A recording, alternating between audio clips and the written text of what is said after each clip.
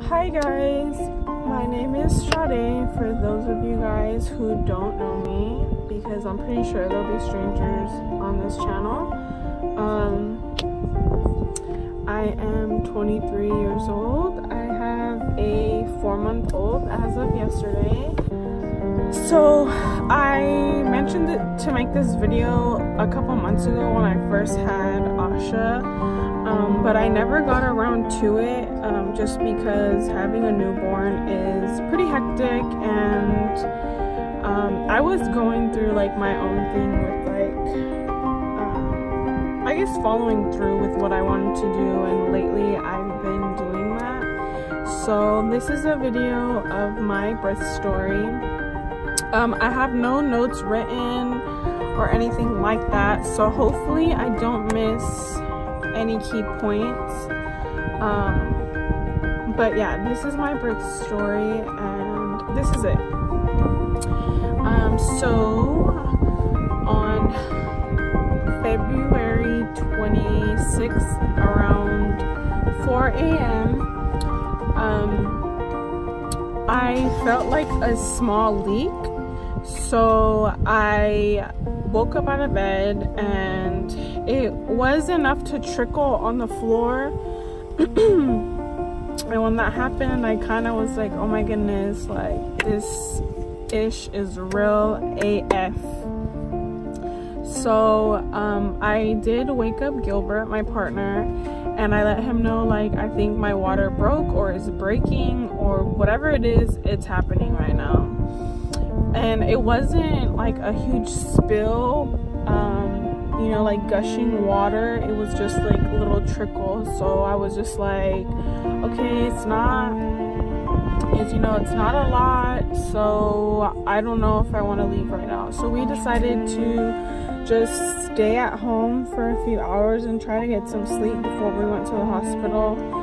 But of course, as we tried to sleep, or at least in my case, I could not sleep. I was like, oh my god, like it's really gonna happen. My due date was March 4th, and this was February 26th. So I had like a little over a week before I was due, so that was another thing, you know, it was kind of unexpected.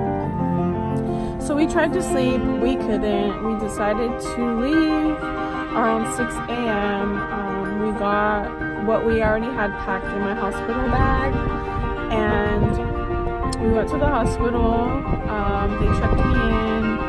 They did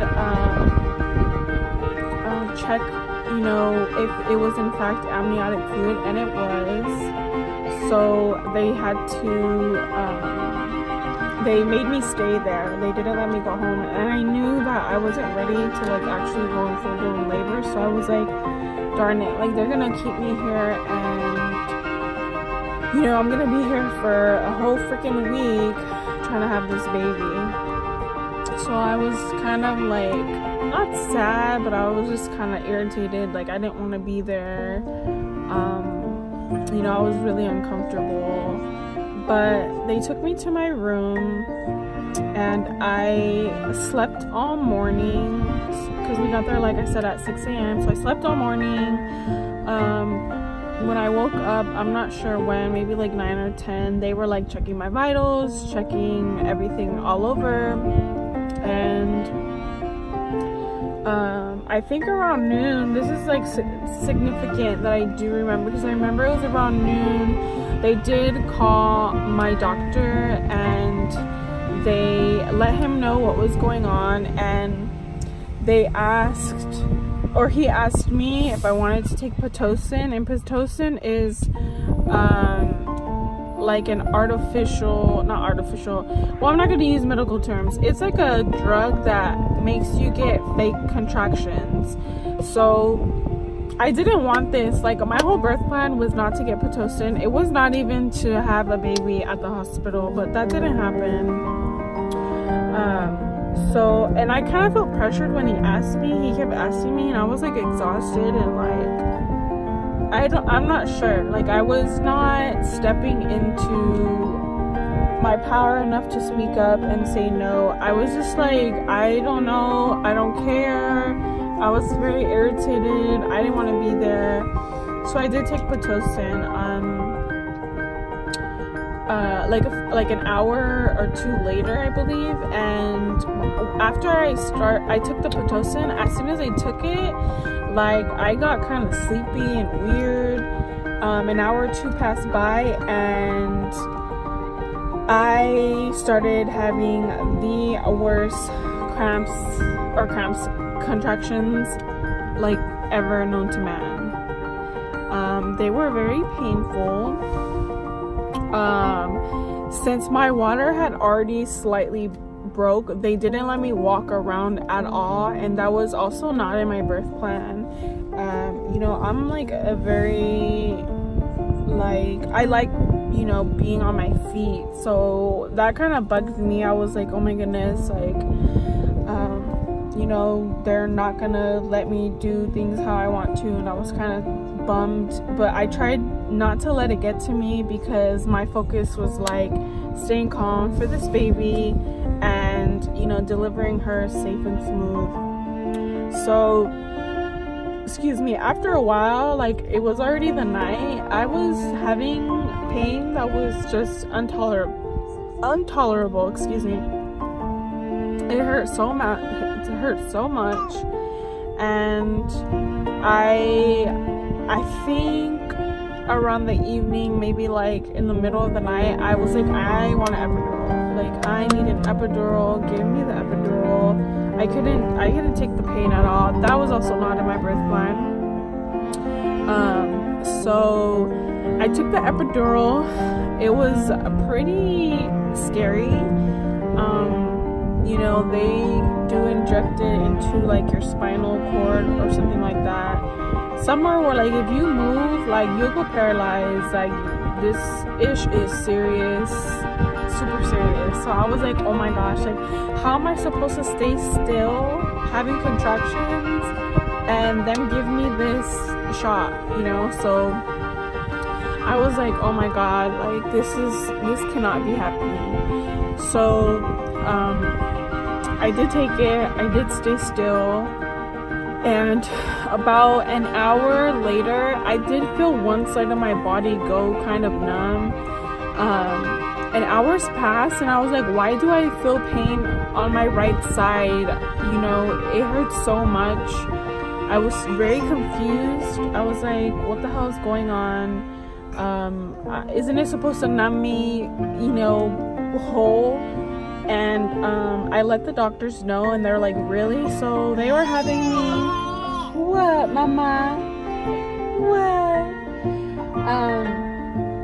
They told me that, you know, it should be numbing both sides, and I did ask them why it wasn't, that my right side was super in pain. So they told me to start flipping from left to right to make the medicine go to each side, I guess. So we did that, and that was so painful. They also had me get on a peanut to try and like open up my cervix and all that stuff. That was super painful.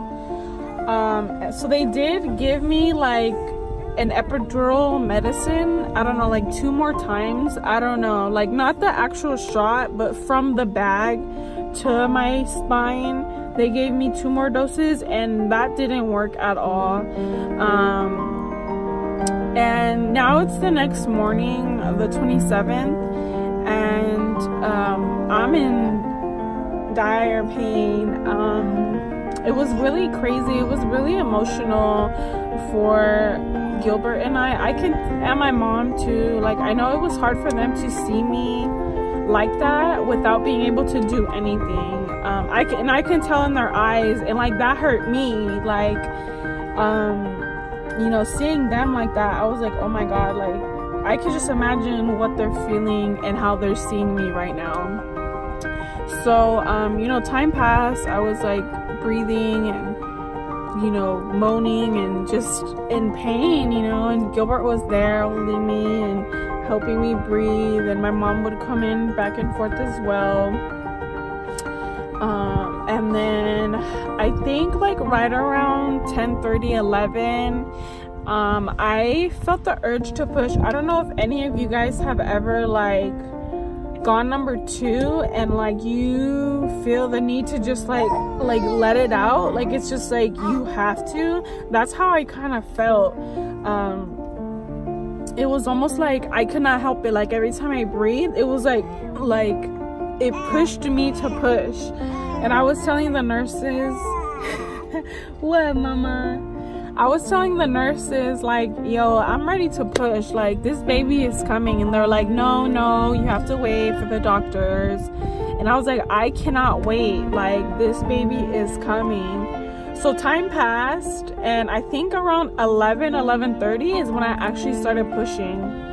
And when I was pushing, it was feeling better, like but the baby was still very, very high up. So I had to push to bring her down, and then push to push her out of me.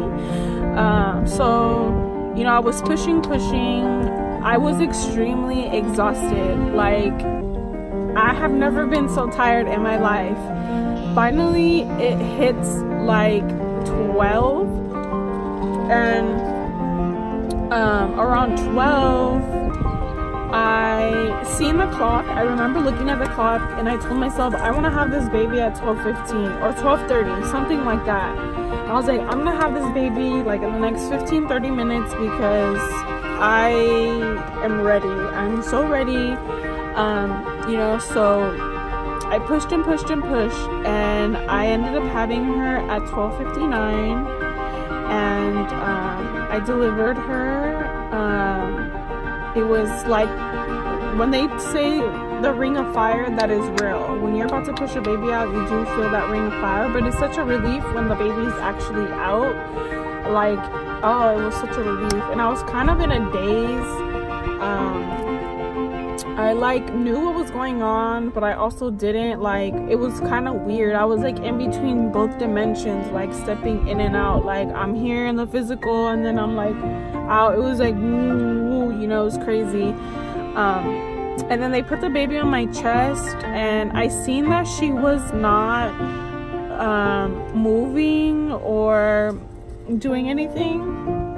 And I was just like, okay, this is not okay. And as soon as they put her on my chest, they also snatched her right up, and they took her to like the little incubator in the room.